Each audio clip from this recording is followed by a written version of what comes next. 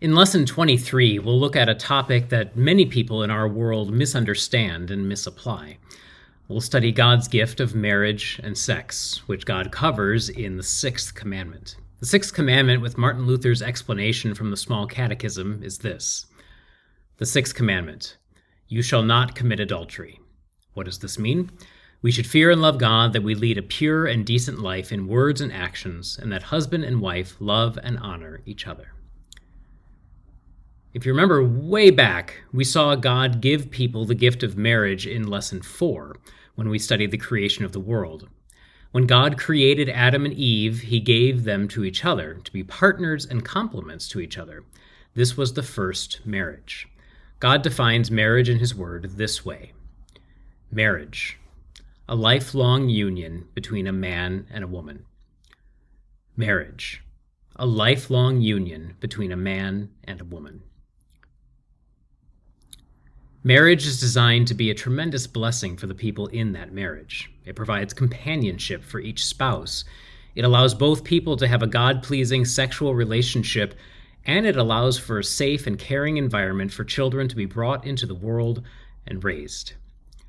Marriages are supposed to last a lifetime. The husband and wife are supposed to be dedicated to each other completely until one of them dies. However, that doesn't always happen. Sometimes marriages end before either person has died, and we call that divorce. Divorce, ending a marriage before either person has died. Divorce, ending a marriage before either person has died.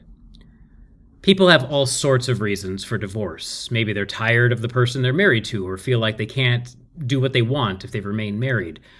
God says that most reasons for divorce are sinful. There are two exceptions to that, though. God says it is allowable for someone to seek a divorce in the case of marital unfaithfulness or desertion. We'll talk about each of these in more detail in class, but for now, let's define the terms this way. Marital unfaithfulness, or cheating. When a person seeks the blessings of marriage with someone who is not his or her spouse. Marital unfaithfulness, cheating. When a person seeks the blessings of marriage with someone who is not his or her spouse. And desertion. Abandoning the family by leaving or by destroying the loving companionship through violence. Desertion. Abandoning the family by leaving or by destroying the loving companionship through violence.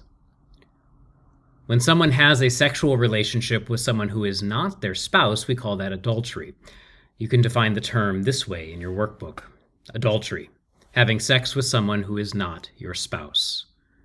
Adultery, having sex with someone who is not your spouse. As we mentioned before, sex is designed to only be shared within a marriage. The world does not agree with this and will often say that sex should be freely enjoyed by consenting adults. However, this is a distortion of God's blessings and actually takes something God designed to be good and turns it into something bad. We saw in the Fifth Commandment in Lesson 22 that anger and grudges were sins against that commandment, even if you didn't physically hurt someone.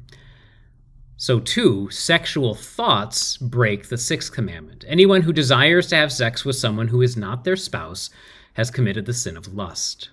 We can define this lust this way. Lust, wanting to have sex with someone who is not your spouse. Lust, wanting to have sex with someone who is not your spouse. When we get to Lesson 25, we'll spend more time talking about these sins of the heart. In class, we'll discuss other ways the world might lead us astray in these matters. We want to be very careful about the types of videos we watch, the things we read, and the pictures we look at to not be led to sin against this commandment. Bring your questions to class, and we'll try to answer them all the best we're able. Blessings on your week.